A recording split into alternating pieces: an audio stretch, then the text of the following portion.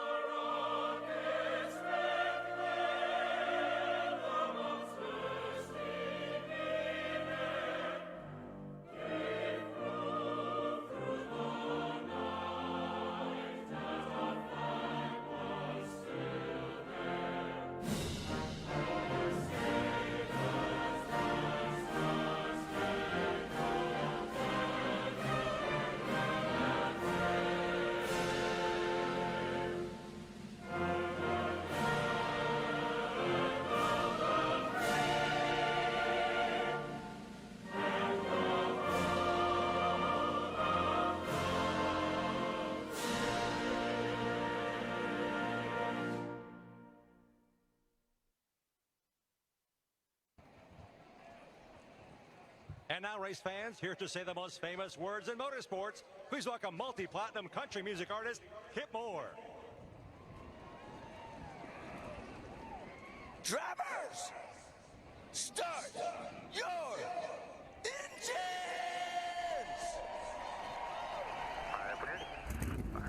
Fired up. Engines are fired here already at the Homestead Miami Speedway, getting ready for this race. And Seth, like we said, 54 laps of racing. You know, we got the playoff drivers scattered all over the field. Go ahead and run down through who's still remaining in the playoff contention. Yeah, so as of right now, obviously, as already mentioned, by virtue of that victory last week, Bobby Frazier locked himself here into the round of 12. Laura Chung keeping that BJ McLeod Motorsports entry still alive, as she's going to be currently the 2nd seed after moving on from the round of 16. Trey Wright, great job by him during that first round. He's right now locked into this round of 12 in that 38 car. Rob Crown Jr. for Colleague Racing. You've also got both of the Spire cars. Christina Bell and Maddie Crenshaw have been able to move on, as have both of the not BK Racing. I'm thinking way back to the early years of Toyota, the 2311 cars of Nathan Norman and Benjamin Miles. Miles, by virtue, as we see here on the outside the front row, going to have the highest starting spot of the playoff contenders. You've still got 2 of the Stewart-Haas Racing cars, Jonathan Zorlin and Jessica Shelton. Hendrick Motorsports still represented by Seth Cole. They lost one of their numbers with Cody Lamas last week. RCR still has Anthony McCurry in there as well. So there's still a bunch of different teams and a bunch of different drivers right now, teammates as well, that we could end up seeing moving on as far as the round of 8, maybe even to the final 4. I'll tell you what, team owners love it when they've got at least 2 or 3 drivers in that final 4 because the odds are really in their favor of walking away with that championship trophy. Yeah, it is. And, as cars get eliminated from the playoffs, it just makes every spot much more valuable. We talk about 1 point per position, and it's, that makes it hard. You get into some early trouble. That's a very big deficit you have to try to make up. It really is. I mean, you hit the nail right on the head. The last thing you want to do is have a bad race tonight and have to use 2 races to try and make it back up because there's no guarantee that the drivers you're trying to beat are going to have bad days. So you don't want to put yourself behind that 8 ball for sure. So we'll see. Maybe somebody here tonight can head into the next 2 races of this round of 12 worry-free, and on the flip side, somebody might find themselves in a bit of a pickle heading into the next 2 races of this round of 12. Green flag is out. We're underway here at the Homestead Miami Speedway. And Pochi's going to be out to an early advantage. And let's talk about the guy right behind him, William Brock. He had 2 wins coming into the playoffs, but unfortunately too low in the points for those wins to count towards the playoffs. And not only that, but he won last week, making him the only 3-time winner on the season so far. He's going to try for the lead, and these cars are just racing 3 wide all over the place. Going back to that point about William Brock, that's so tough, right, mentally, because consider the fact that if he had made the playoffs and had picked up that victory last week, he would have been tied with Bobby Frazier for the number 1 seed here in the round of 12. But he, along with Ali Liera as well, was another driver that we talked about during the regular season. They had victories, but they just couldn't get above that cut line for that win to count towards a playoff position. Take a look at here. Madeline Crenshaw had a good run, took it 3 wide down the first straightaway. Now she herself trapped on the outside lane. These cars are just all over 3, sometimes 4 wide. This track is wide enough, but you got to talk about tires too. Looking at Trent Dunham and look at in this 3 wide action. And look how those 2 middle cars there, both the Trackhouse cars there, Trent Dunham and Charles Samper, how much movement there was going through 1 and 2, kind of that left to right, left to right. That's the arrow of having a car on your left and a car on your right. You're trying to keep that nose pointed in the right direction, but at the same time, the back end of the car is wanting to come around, and that was close off that corner. Charles Samper, and I think that was Reggie Fogelman. I thought that was Anthony McCurry, but that was Reggie Fogelman. They almost made contact right rear to left front. Yeah, these cars are attempted to try to settle out here. A couple cars at the front going single file here. Your tires are good and get warmed up. You can make a lot of moves here as well. We've seen it before. Fresh tires versus old tires here. You can run down somebody in a hurry. Look at the run that Zorlin got on the 1 coming out. His tires gripping better on that inside. And I think another part of that, too, was you had Kyle Matthews and Trent Dunham side by side, and they were stalling each other out. Zorlin able to have that shorter way around the racetrack, maybe a little bit of draft off Jovan Anderson, and the 9 allowed him to be able to make that 3-wide move and pick up 2 spots there in half a lap. Poteet up ahead, losing second place to Cody Lamas. The history those 2 have together. Always competitive between those two drivers. You see Anthony McCurry back here as well. I believe he was one of the ones eliminated from the playoffs from that last. Oh, he wasn't. Okay. No, he moved on. Daytona 500 winner still has a shot at making it in the final 4. Up here, Stephen Colin trying to get underneath Poteet on the inside, but the outside lane gets some good run off the corner. Look at this, top 10, top 12. They've gotten themselves pretty spaced out. You get back outside the top 10, they're still double wide and 3 wide. So I think this is going to be something to follow up on if we end up having restarts in this race, as you're probably going to want to have that starting track position up towards the front, because you get back here in the back of the pack. Oh, something happened to the 41. Yeah, what in the world? He's down on power. I wonder if maybe an engine. Still running. I wonder if maybe an engine or something amiss on the 41. Yeah, his engine is still running. He did not take the access road, which means I believe that in this version of Homestead they don't have to take the access road here. Well, that was a great job by everybody to avoid, because that car dropped speed in a hurry. Gonna keep an eye on it here. He is running, still on pit road. Going to see what's wrong with the 41 of Jonathan Zorline. You just heard him downshift coming onto pit road, so I'm almost wondering if he might have lost fourth gear or something. No smoke coming out of the back of the car. It looks like they're gonna service it, try and figure out what's wrong. Maybe electrical problem, maybe the battery. I don't know. He was under power. We could still hear the engine sound. Yeah, it looks like they're going to maybe try to go under the hood on that one.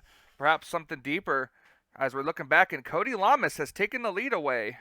I mean, this is really, if you think about it, kind of a bit of a home track for him, right? Daytona, Homestead, Miami. He's a Florida native, and I think he's of more course, closer to Homestead than Daytona. I think you're actually right. So yeah, this would be more of a home track for him than Daytona International. And think about it too. We already talked about with Dylan Poteet started on the pole position, 1 week removed from being eliminated from the playoffs. Well, same deal here for Cody Lamas. He's looking for a little bit of redemption. Cody trying to see if he can pick up a checkered flag here. Even though he's not going to be able to battle for the championship, these drivers are still motivated to find victory lane before a season's end.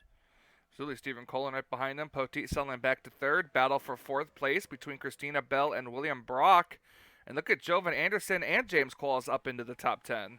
Now, obviously, we mentioned the fact that everybody right now of the 12 that moved on, they're all tied up at 2,000 points apiece as Zorland's returning back to the track.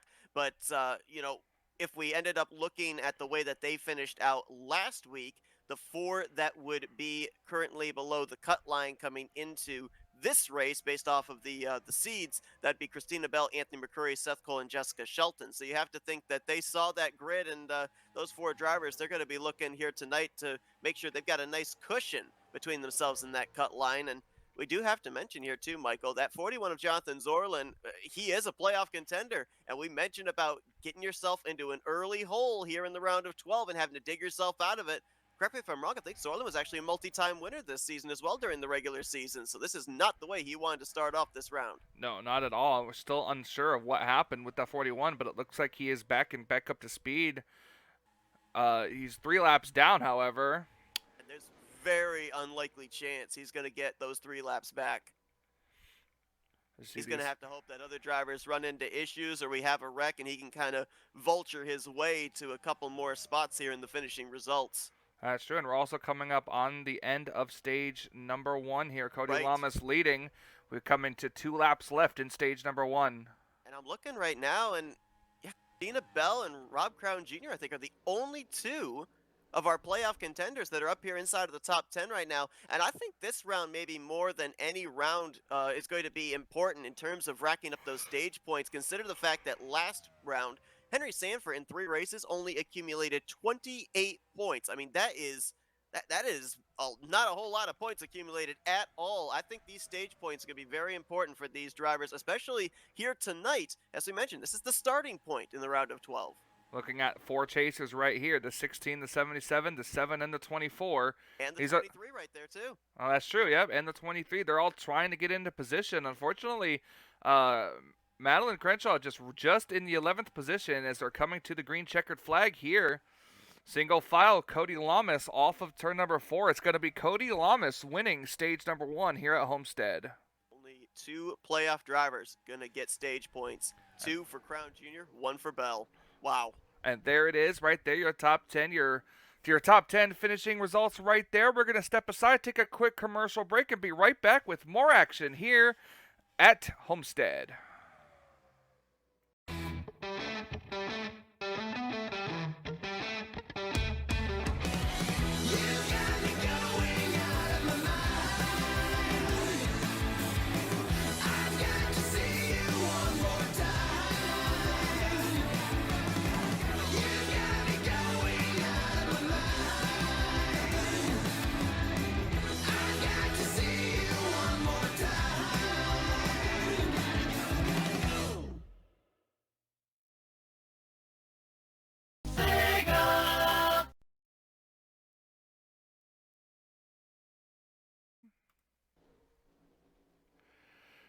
We are back here at the Homestead Miami Speedway.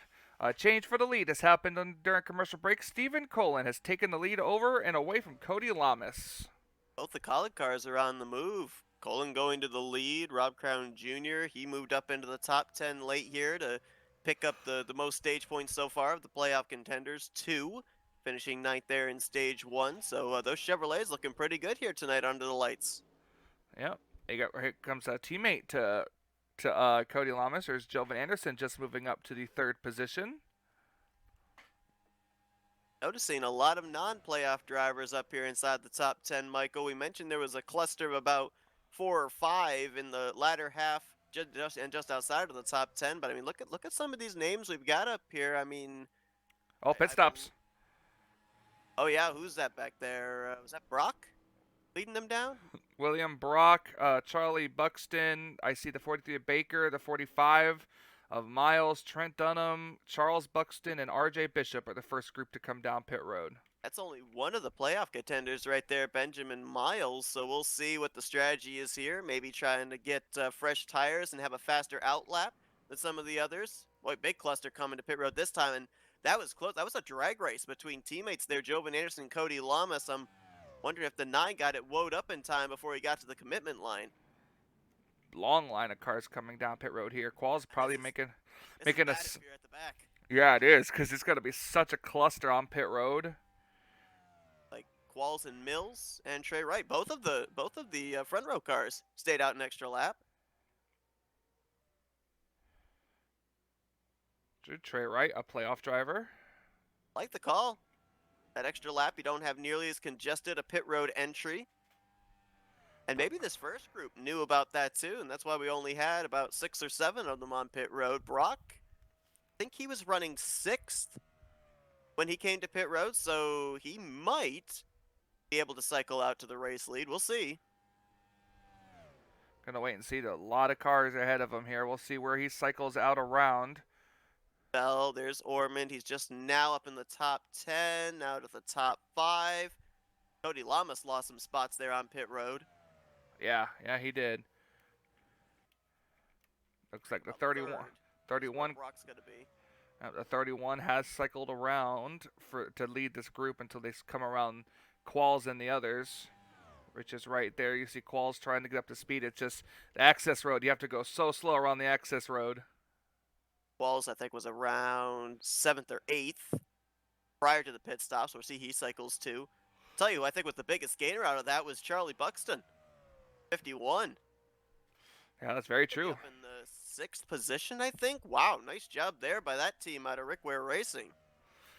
Yeah, their team never really fails to disappoint as the now up there. Yep, 6th position, just behind the 62 car. And Poteet, again, cycling around to 4th, seems to have only really lost 1 spot there, but another big mover has to be Jovan Anderson. Anderson, like I said, was very aggressive coming to pit road. He was alongside of his teammate Cody Lamas, so that might have been what gained him the track position that it didn't. And he's got thoughts for the lead. Look at the run he got. I was going to say, yeah, look at the run he got. And the 31 car kind of running the middle lane to block him just that little bit. It worked. Saw the 9 slip up there about a half groove, got tight when he got to the back bumper, the leaf filter Chevy Camaro. Yeah, and we're already under 10 laps left in the 2nd stage here. Now the landscape as far as playoff drivers has changed a little bit. You still got Rob Crown Jr. there in 9th. Nathan Ormond's now moved into 10th, but again, no playoff driver inside of the top 8, about 7 laps away from the end of stage 2. That's very true as well, and man, I had a thought, but then I completely lost it. So these drivers came to pit road, what, about lap 18-ish, right? 18, 19? Yep, that was my one more pit stop coming up, and that'd be somewhere in the vicinity of lap 37, 38. That was my thought right there, actually. It was about the pit strategy there. There you go. You see, I found it. Yep, I lost it. You found it. Jovan really trying against that 31 car. The problem right now for Anderson is he and the 31, their cars are relatively even. So Jovan's having to try and find a way to get a run and make a pass, and it's just not as easy when it's a 1v1. If you have like a cluster of cars all together, you got a chance someone might check up in front and you can capitalize. But right now, actually, I think this battle might be bringing 3rd place on back to them. I was noticing, yeah, that gap, William Brock, Dylan Poteet, they're starting to close in. And here comes the 9 car to the inside of the 31 going into turn 3. He's going to drive it off in there. Oh, you see the back end step out? That thing was all sorts of loose going into 3. And Joven trying to look for the lead in and his first career win in the Budweiser All-Pro Series. Well, we've seen 2 of the Hendrick Motorsports cars go to victory lane this season already with, actually, Yeah, Cody. no, It was 3. no, it was no. Kyle Matthews has not had a win. Has he not? Okay, I thought for some reason I thought he had a win, but yeah, Cody Lamas, Seth Cole, they've been to victory lane, so trying to get 75% of the Hendrick cars in victory lane here. Take a look and see where our playoff drivers cycled around to here. If you look at the leaderboard here, I mean, we've got Stephen Colin in the 8th position here, and Nathan Ormond has just moved into the top 10 as well. Well, Colin's not a playoff contender, but I meant not Colin. Sorry, Roberto Crown Jr. Jr. is Yeah, what I meant to say. The other colleague guy. Yeah, the other colleague guy. Nathan Ormond just moved himself up into the 10th position. Benjamin Miles back in 15th. Right now, after this round of pit stops, Christina Bell down in 18th. Trey Wright 20th. Seth Cole 21st. Laura Chung in 24th. Wow. Madeline Crenshaw in 26th. There's any I'm not seeing here. Jessica Shelton in 30th. And you had Anthony Bobby down there. Frazier. Wow, Bobby Frazier, after being the only driver last week, locked into the round of 12. 32nd right now, man. Not only that, but we're on the last lap of stage number 2. Anthony McCurry way down there as well. I mean, I mentioned Cody Lamas. I thought was the big loser on that round of pit stops. I think Maddie Crenshaw might have been the biggest loser because she, I think, was just 11th. outside of the top 10 when the pit stops began, right? And now she's outside the top 20. Ooh, the 47 really on the back bumper of the 31. But it really isn't going to matter at this point. Joven Anderson is going to win himself stage number 2 here at the Homestead Miami Speedway. And as the field comes across, there it is, fully upgraded. There's your list of the drivers who earned stage points. We're going to take another quick commercial break and be right back with the finish here at Homestead.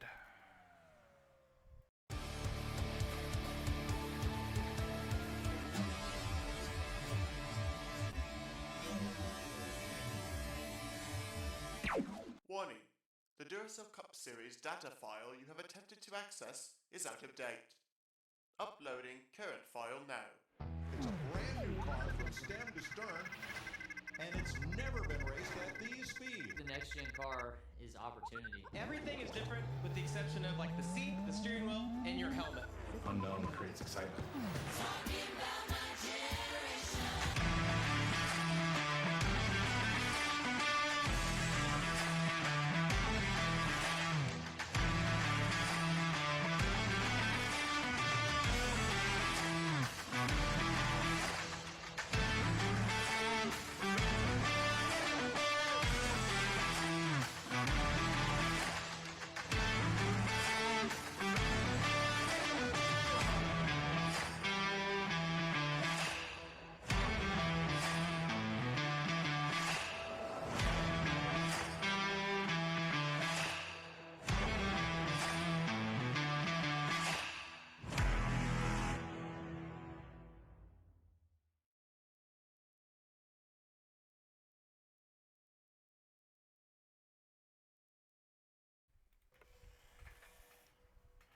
All right, we are back here at the Homestead Miami Speedway. Set this caution-free race so far. Cars spread out. You know, it's really coming down to fuel strategy here. Yeah, it's coming down to that potentially last pit stop too, right? Where you got about maybe 6-7 laps before these drivers will start diving onto pit lane for the final time tonight. The biggest thing that has stood out to me here, Michael, I mentioned it at the beginning of the evening that I felt that this was going to be a race where stage points would be so important. Only 3 drivers tonight were able to get stage points, 6 for Rob Crown Jr., and then 1 apiece for Nathan Norman and Christina Bell. So points are still going to be pretty close, I think, here once we end up leaving Homestead. And I think right now, just based on what we saw when we ran through the order a couple of laps ago, the drivers that would be below the cut line heading into next week would be Maddie Crenshaw, Jessica Shelton, Anthony McCurry, and Jonathan Zorlin. So those drivers right now, they might be already thinking about next week, or they might be thinking about some unorthodox pit strategy here to gain back track position that they've lost. Yeah, and we've seen it happen before. Brock, look at Brock up here, just again trying to be a 4-time winner here.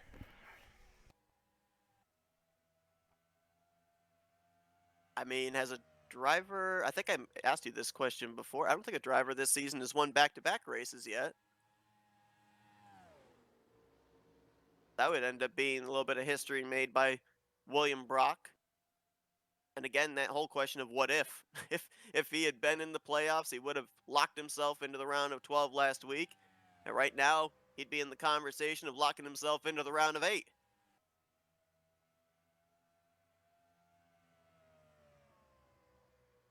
Now, Brock was one of the first ones to pit road. We should document during that first cycle of pit stops. So I would have to think we'd have to keep our eyes on that 47 and maybe be one of the first to dive onto pit lane here on this upcoming pit stop.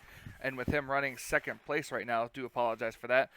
With him running second place now, if he plays his cards right, he could walk out of here with the lead. But him and Joven have really been going at it. I mean, we've got the top 4 all under a blanket, and then here comes Qualls now underneath the 31 coming for 5th place. And a really good run there for James Qualls. We saw him and his teammate Trey Wright stay out The longest. longer than everybody else, along with the Toyota of Jose Mills. Qualls is the only one that it's kind of benefited. Mills and Trey Wright. I think Mills, there he is right there. He's around 11th, I think, and Trey Wright's outside of the top 15. So maybe that one extra lap could be very important if they try that strategy again. And here comes Brock. Brock, Buxton, and others coming down pit road. Like that same group that came down the first time. 41 coming along with them. That's interesting because Jonathan Zorlin ended up coming to pit road. We know he was off sequence with his unscheduled stop earlier on, but I think he came to pit road about 3 or 4 laps after everybody else did during that first cycle, but deciding to come down with a couple more cars this time around. Joven's staying out. Voiles and others are staying out. Joven's staying out. Again, he's got nothing to lose. I'm a little surprised about that too because he did run a number of laps behind Stephen Colon before he eventually took the lead, but usually being that lead car and consuming as much fuel as you do in clean air, I would have thought that he would have been on pit road probably this lap. Wasn't a big group that came down pit road either. Not really. I think they might have learned something from that first round of pit stops when like the second half of the field all got stacked up. Now Mills gonna stay out again another lap. Well, Joe Gibbs Racing is not represented at all in the playoffs. Bill's trying to see if he can get that team another victory. We'll see what happens. We've got 15 laps to go right now. Coming to, I lied. It's 16 laps to go. Or no, I don't know. I can't math. Be 15 to go. It'd be 15 to go. Ease of access onto pit lane there for Jose Mills, and I might be wrong. Look at this. Let's see if the 62 blocks the 47. This is the battle for the lead right here. And I could be wrong, Michael, but I think we had an issue with another playoff driver. I think I saw the 23 of Nathan Orman still sitting on pit road. So did Joven Anderson. Yeah, Joven lost a lot of spots there. I'm not sure. Let's see if we can look and see. Orman coming out. Maybe he probably got trapped on pit road when everybody was coming in. Might have. Oh, look at Qualls. James, I don't think he's going to be there. I wonder if Qualls might have the lead here. He just cycled in front of the 47. See if he can hold it. Gonna have to block down here into turn 1. Is he clear? Oh, he was. Wow. Nice move there, top to bottom. Put that air on the nose of the 47, get him tight, and you saw how the gap opened up. Now James Qualls has the lead. Joven, I wonder if he's a lap down maybe? Oh, we have a gearbox issue on Dylan Young. Wow. Hey, see the 23, last time by crossed in 32nd. I think we might have just gotten a little confused here. Joven's still in 5th place here. We might have just saw cars who were kind of saw the cycling around. Yeah, all this. Yeah. Who had a good pit stop and who didn't? But I know that the 23 was sitting on pit lane a lot longer than he should have. So that's Nathan Orman and Jonathan Zorlin that are going to be in a bit of a hole heading into next week. McCrory hasn't been able to make his way up inside the top 25 yet. Trying to see where he was. Oh, he's in 32nd right now. Elton 31st, so yeah. Not Wow. a good day for a lot of these playoff drivers, but it's Not kind of. at all. But you figure it's okay if a lot of them have issues on the first run, because then there's not so much of a point deficit you got to make up. Yeah, but then at the same time, though, if you run into an issue next week, that just makes your problem this week all that more important. Qual's really going to try to hold on to the lead, but here comes the 47 of William Brock, who has been showing up in this last little bit of the season. Who wants it more? Qualls, Buxton, Anderson, all looking for their first. In fact, victory. I'm actually Brock looking for his fourth. I'm actually pretty sure that Brock actually beat Qualls at Indianapolis in the Brickyard 400, if I'm not mistaken. Ooh, little added incentive there for Qualls to try and get him, but boy, James, as soon as Oh, he got yeah. kicked up that high side. Oh, there was I saw a puff of smoke. Oh, Cody Lamas in trouble. Whoa. I thought I saw some smoke up there, and an engine letting go or something. That certainly looks like an engine. No caution, we stay green as the battle for the lead heats up. 3 wide for the race lead, and Qualls might make it 4. Oh my gosh.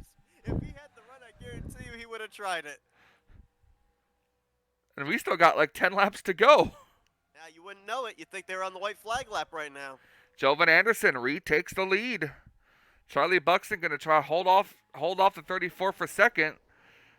If those two race for the lead here, that could bring Qualls right back up into it. And you've also got Daniel Voiles that's just latched on here to this top 4, and Rob Crown Jr. there in the 16. Remember, he's the only driver right now in our camera shot that could lock himself into the round of 8 with a victory here tonight. The only playoff contender up inside of the top 6. Actually, he's the only playoff driver inside the top 10. Yes, he is. We'll see what happens. Can the 47 try to push the 34 maybe? Oh, Up. 3 wide back there around, Oh, that was like 9th or 10th. I think that was Charles Buxton, Jose Mills, and RJ Bishop. So they're even racing back there in the latter half of the top 10. 51 trying again to go to the inside, and the 9 car is going to throw a little bit of a block. But he ain't giving up. Look at the run he's getting. Boy, he had to lift there going into the corner, but you're right, rotated nicely through the center, got back to the throttle, and he shows the nose again going into turn 1. Well, he is there. I thought he wasn't quite going to be there, but Anderson with that arc is going to be able to keep the top position. Here comes Brock back on the inside.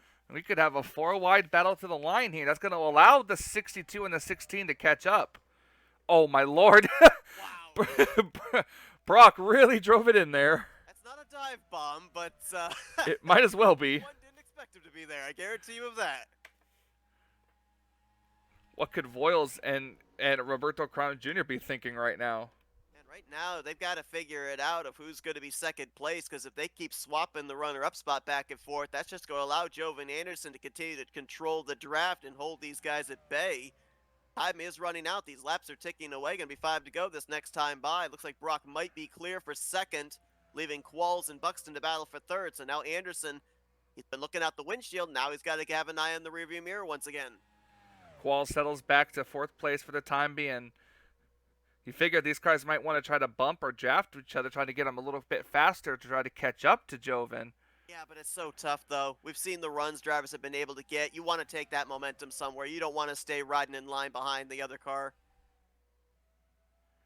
Look at the arc right there. 51 able to drive it off and clear of the 47. That was a nice run out of 4. He might be able to close up the gap between himself and Jovan Anderson here going into 1 and 2.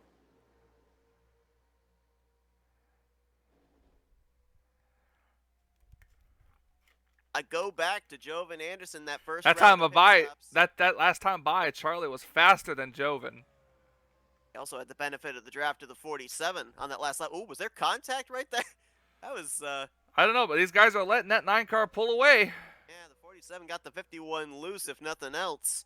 But I 3 go laps. back to that first round of green flag pit stops. Remember, Jovan Anderson was one of the most aggressive getting onto pit road, pulled up alongside of his teammate for second place when they got to the commitment line. I think we could go back to that point of the race, and that might have been a deciding factor into Anderson being out in front now. Oh, I mean, Qualls cycled back to the race lead, but I think Anderson's car is just handling a lot better, coming to He's got a great long run car, doesn't he? 2 laps to go. Qualls is going to have a bad arc into the corner. Notice RJ Bishop, Trent Dunham. They've made their way up into the top 10 for the first time. Cole Baker as well. And a good strategy call there by Jose Mills. Looks like he might be in line for a top 10 run.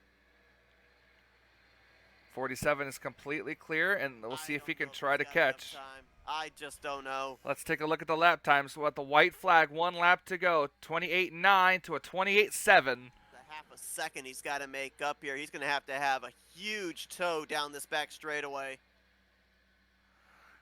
Talk about wanting your fourth win in a season, the most wins in a season, but I don't think it's going to happen. Jovan's had some really bad luck this whole season, missed out on the playoffs, but it looks like Homestead Miami's the race for redemption.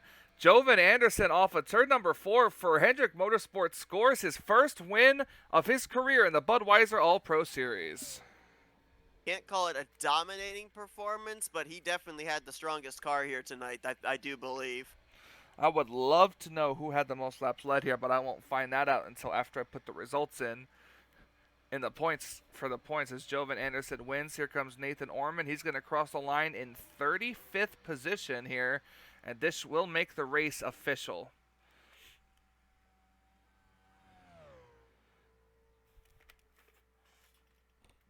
Going to look at our standings here.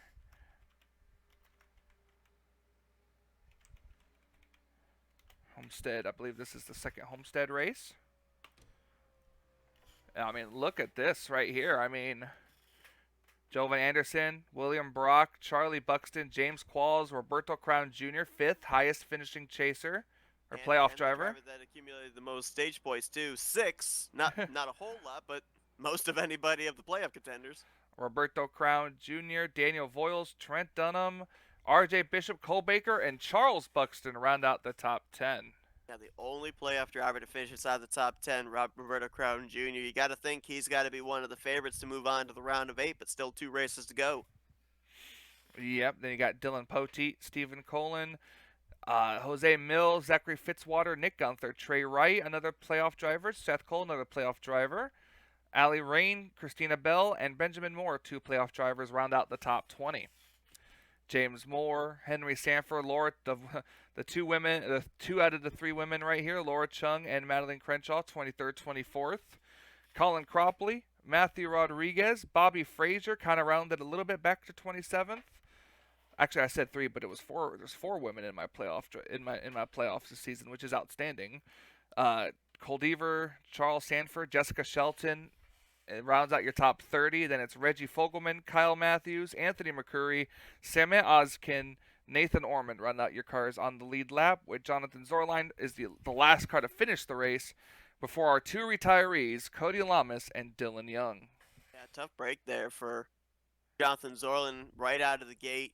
Never had a chance to be able to mount a comeback. We're not certain exactly what happened with Nathan Ormond, but he had a rather lengthy stay on pit road, and Anthony McCurry and Jessica Shelton, they just never seemed to really be able to get track position. I don't exactly remember where those 2 started this race, but they spent most of the race outside of the top 25 at least. And that's not the runs that either one of them were looking for coming into this one. And just to correct you, you actually have 5 females in your series. But well, I have 5, but I'm talking about in the playoffs. Oh, they're in the playoffs. Yes. 4 out of 5, yes. Okay, fair enough. Yeah, in the playoffs. Well, Seth, next week we're going to the Kansas Speedway. So another 1.5-mile cookie cutter racetrack. That could come down to some fuel mileage. And that should be pretty exciting for the second to last race before ending off the 3rd round of the playoffs at Las Vegas.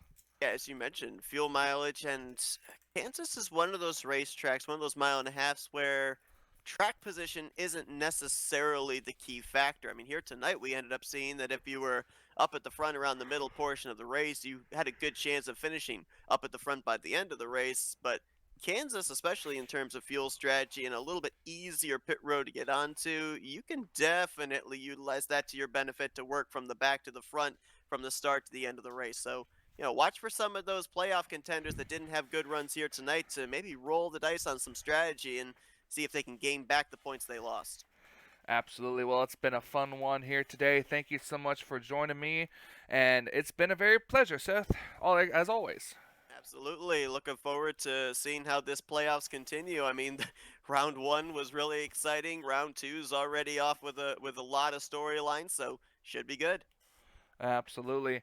So thank you guys so much for watching. Congratulations again to Joe Anderson and his win here. We'll see you guys next week at Kansas. Until we meet again.